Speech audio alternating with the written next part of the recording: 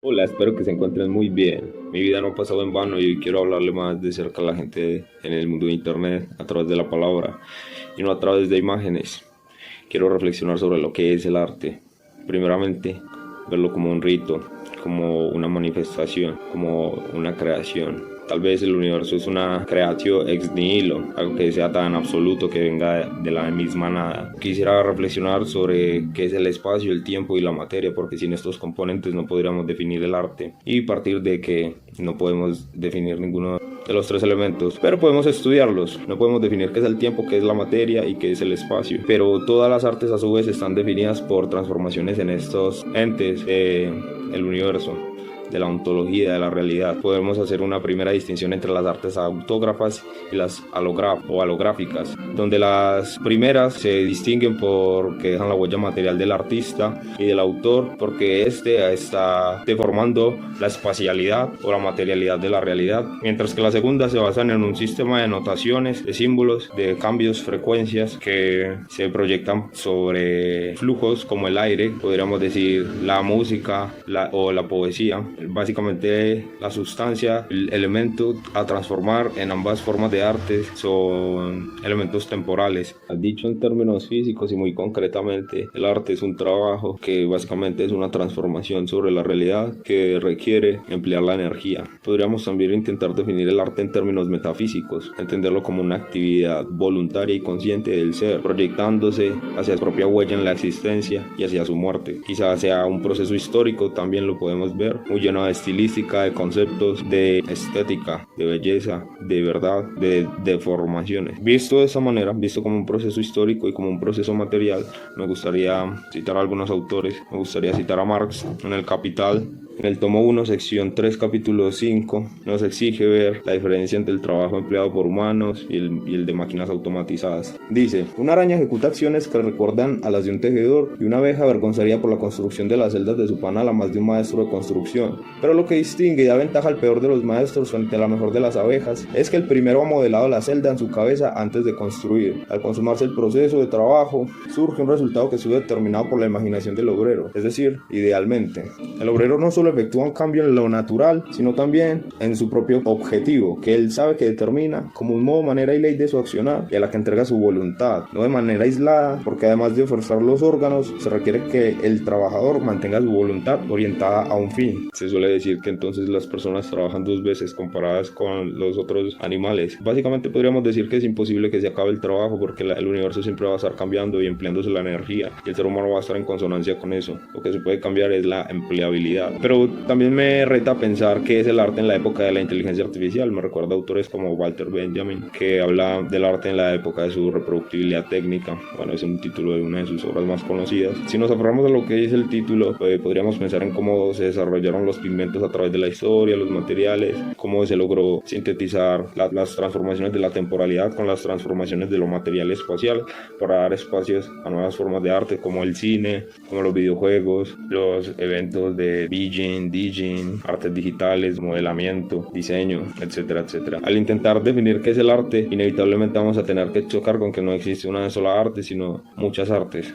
Voy a dar visiones muy diferentes de lo que es el arte, sin un propósito alguno, no como un académico ni un experto, sino en la calidad de loco, porque hoy me siento preso del delirio humano y de la noche. En esta noche somos la humanidad y yo. No se puede hablar del arte sin hablar de Beethoven, sin hablar de la voluntad del ser humano que queda sublimada a través de la materia o a través del sueño colectivo de la memoria, como lo diría Borges. Me gustaría decir que las artes son más plásticas que bellas, que se requiere más la deformación de conceptos, de materiales, realidades, de visiones, de percepciones, que la inmediatez de un estímulo que simplemente puede ser una cursilería sensorial, con toda la convicción de que la filosofía es arte y el arte es filosofía. ¿Y por qué dice Hegel que el arte está muerto? Porque él cree que ya acabó el último periodo de total plenitud de las artes, donde éstas entregan al ser humano las convicciones y las formas de entender la realidad y es superada por la filosofía. De esta manera, las artes cada vez van a despojarse de los elementos materiales, de lo inorgánico. Es decir, el arte más plástica por definición sería la arquitectura. Entonces, el primer paso en esa narrativa de la historia sería Egipto con un periodo de gran desarrollo arquitectónico, luego Grecia con un periodo periodo de gran desarrollo de la escultura. Hegel suele saltarse de la Edad Media y da el salto hacia el Renacimiento, donde hay un gran desarrollo de lo pictórico, luego la música y el teatro, ¿no? Hasta finalmente llegar a la poesía, que es algo más cercano a la filosofía. En términos muy genéricos, la filosofía hegeliana nos plantea que la historia es el desarrollo del absoluto, podríamos decir del universo y de la conciencia de este mismo, hacia su máxima expresión o hacia elevarse, pero en el camino requiere de tensiones, de contradicciones. Para elevarse tiene que haber un motor, el cual llama la negatividad. Es muy genial porque el hombre suele proyectar las cosas del pasado hacia el presente. Lo voy a citar, diría: el absoluto es espíritu, es la más elevada definición del absoluto. Encontrar esta definición y entender su contenido fue la finalidad de todas las culturas y filosofías. Todas las religiones y las ciencias se han esforzado por alcanzar este punto de vista. ¿Por qué lo cito? Porque el arte comprende una serie de rituales, una serie de creaciones, una serie de manifestaciones que pueden elevarnos hacia estados divinos, no simplemente una terapia cliché, sino una forma genuina de conocer, diferente de las ciencias y diferente de la filosofía. Creo que hay un espectro de conocimientos, si se quiere, división categorial, en donde la ciencia está en un extremo, el arte en el otro y la filosofía en el medio. De esta triada se genera el pensamiento de las culturas. Dice Hegel también que no mucha gente sabe, disfrutaba de contemplar pinturas flamencas porque, según él, elevaban la prosa de la vida a la poética pictórica. Quiero leerles un pasaje sobre la muerte del arte en Hegel. El arte, en su más elevado destino, es algo pasado, con lo que ha perdido su autenticidad y vivacidad y está más instalado en nuestra imaginación de lo que en realidad pretendía su primera necesidad cuando ocupaba su más alto lugar. Ahora, lo que nos producen las obras de arte son nuestros juicios, al someter a reflexiones el contenido, los medios, la representación y la conveniencia de ambas cosas. La ciencia del arte es más necesaria en nuestra época que en anteriores, donde el arte se daba a sí mismo su plena satisfacción. Esta consideración reflexiva no nos invita precisamente a recrear el arte, sino a reconocer científicamente lo que el arte es. Pues si lo pensamos en el mundo de la inteligencia artificial y de la transmedia, de nuevas expresiones, del lenguaje audiovisual, podríamos replantearnos la pregunta: ¿qué es el arte? Porque algoritmos automatizados están produciendo imágenes, están produciendo música, están produciendo voces angelicales, traduciendo, están rompiendo barreras semánticas, de estructuras lógicas de cómo comprendemos y dividimos los conocimientos. Asimismo, el arte no es algo contrapuesto a la naturaleza. Comparamos, por ejemplo, lo que hacen un conjunto de hormigas o un conjunto de termitas con lo que hacen arquitectos como Gaudí o como Le Corbusier. Realmente la distinción clásica que se suele hacer es que hay una diferenciación entre la naturaleza y la mente. Siempre ha habido como esta serie de dialécticas del humano contraponiéndose a la realidad. En su momento era el humano versus Dios, el humano versus el Estado, el humano versus el humano versus la historia y las narrativas, luego la mente versus la naturaleza, la materia versus las ideas. Siempre hay este conjunto de dualidades, de dialéctica, porque damos por hecho que las termitas son una especie de autómatas del ADN o los demás seres vivos, y que sin Gaudí, por ejemplo, no existiría una sagrada familia. Se dice, las termitas más o menos con unas condiciones de terreno similares van a reproducir termiteros similares, pero al mismo tiempo podríamos decir que Gaudí no podría haber construido una sagrada familia sin antes tener un montón de representaciones previas de lo que era una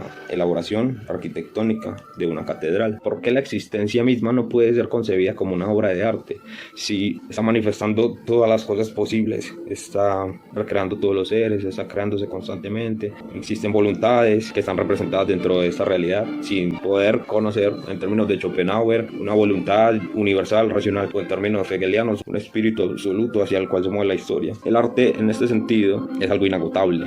Esto así, la emergencia de la materia y de la conciencia podrían ser elevadas a ser las obras de arte más complejas e inagotables, porque son representaciones, son creaciones constantes. Podríamos tomar el concepto de la biología de la autopoiesis: somos seres que se autohacen y autocrean y autorrepresentan. La conciencia y la materia, al ser las mayores representaciones de belleza, de bondad y de verdad, nos hacen a los humanos y a los seres vivos en general algo más que meramente bestia. No solo porque tenemos literatura o porque tenemos creaciones, obras, plasticidad, porque tenemos delirios filosóficos, sino porque tenemos sensibilidad. Algo tan inmenso como la realidad debe ser atestiguado. Volviendo a los delirios filosóficos, podemos hablar de Plotino, que dice que el arte recuerda la verdadera existencia. El pseudo Dionisio dice que el arte es el arquetipo del mundo invisible.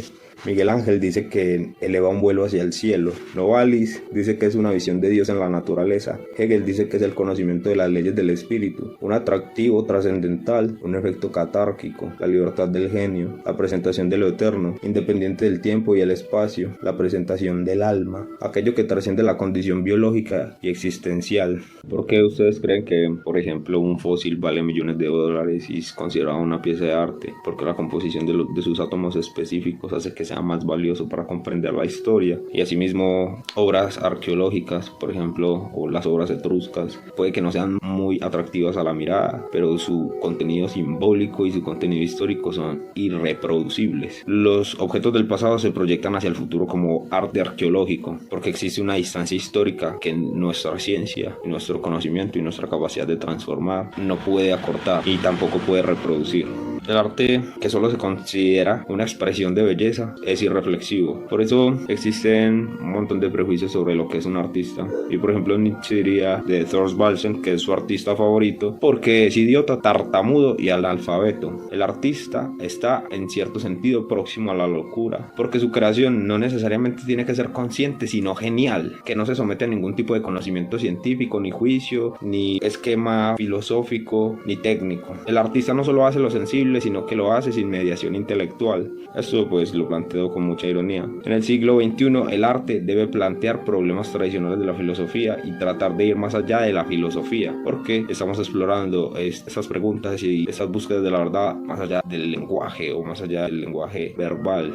Estamos tratando también de explorar la inefabilidad de la existencia, de la vida social, de las expresiones, de la percepción. La síntesis de esas cosas va a elevar los valores del arte a ser filosofía presentada a través de lo sensible. Porque cuando el ser humano garantiza su existencia, se dedica al ocio, a las artes y al conocimiento. No basta, en ese caso, con el mero ocio ni la mera belleza, sino que la verdadera expresión compleja del arte hace que la belleza venga como por una añadidura, donde se aprecian estilos, formas, géneros, criterios, sin que absorba toda la subjetividad. Ahora quiero hacerles una pregunta. Más allá del ser humano, ¿existe el arte? La ciencia del arte es más imprescindible que nunca porque vivimos en una época en la que a través de cantidades ingentes de datos que se recolectan todos los días a través de clones digitales de nosotros en los grandes consorcios empresariales, estamos alimentando una gran maquinaria que está prediciendo, controlando y simulando un montón de aspectos de nuestra vida. Entonces están creando software que predice el lenguaje, hace soluciones matemáticas que nunca nadie, ningún ser humano ha podido solucionar, que hacen imágenes, que hacen música, que imitan voces, que imitan rostros, que gestionan. Realmente, ¿qué podemos definir como arte? ¿Cómo podríamos decir que un teléfono celular no es una obra de arte? Si un teléfono celular requiere un montón de conocimiento en física, en ingeniería, computación, y no es capaz de hacerlo un ser humano. Tenemos que entender el arte como no como algo meramente sensorial, placentero, sino como algo que es funcional al conocimiento y a la humanidad misma, que es parte inevitable, inexorable de la condición de ser humano, incluso de la misma condición de vivir. Leibniz habla de cómo demostrar teoremas es una forma de arte con los enunciados de la infinitud. Por ejemplo, los físicos cuando resuelven modelos, los matemáticos cuando los formulan, muchas veces dicen que están guiados por estética, por percepciones de lo agradable, de lo bello. Inclusive en este momento yo estoy empleando un montón de retórica para poder comunicar en poco tiempo un mensaje muy complejo, que si me empleara en querer responderlo a cabalidad, nunca acabaría, porque la respuesta a qué es el arte es una respuesta infinita. Es como si me pusiera a leer los dígitos del número pi, o del número Euler, o del número phi, de raíz de 2, de cualquier número irracional. Nunca acabaría, porque hay una asíntota entre el concepto y la percepción y la ontología. Nos estamos aproximando infinitamente, atravesando ese conjunto de negaciones, ese conjunto de paradojas, pero nunca vamos a tocar la verdad, ni un absoluto, ni nada de eso. Les recomiendo que lean mucho. Leer es tan artístico como escribir, como pintar o como hacer películas. Lo dice Borges en muchas partes. Borges es uno de los últimos grandes genios. Si quieren que haga un video sobre qué es la metafísica o sobre cualquier otra cosa, háganmelo saber. Así que ya saben, amistades, probablemente pensar que la materia, que la vida y que la existencia no son una obra de arte es un gran error.